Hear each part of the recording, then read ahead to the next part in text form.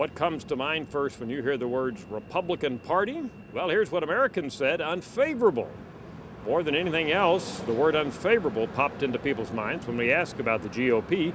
That was followed by conservative, favorable, lost their way, catering to the rich, and George W. Bush. What comes to mind first when you hear the words Democratic Party? Well, at the top of that list was liberal, followed by favorable, for the people, the working people, socially conscious and progressive, big spending, and then unfavorable.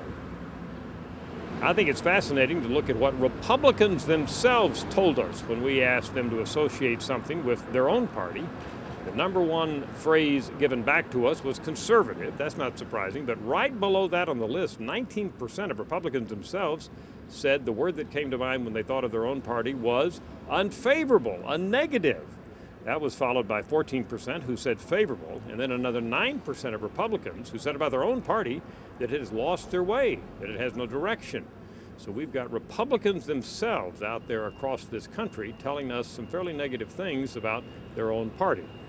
What about Democrats? What comes to mind first when Democrats think about their own party? Well, at the top of the list is favorable. Obviously, Democrats feeling a lot better about their party now than Republicans are about theirs.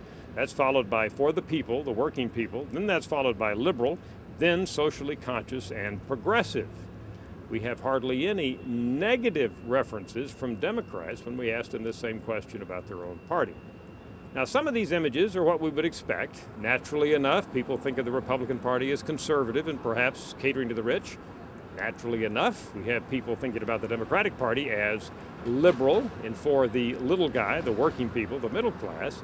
But some of these other perceptions, particularly the negative views that Republicans have of their own party, are fairly interested and I think underscore the problems that the Republican Party has at this particular time in history. I'm Dr. Frank Newport, editor-in-chief of the Gallup.com.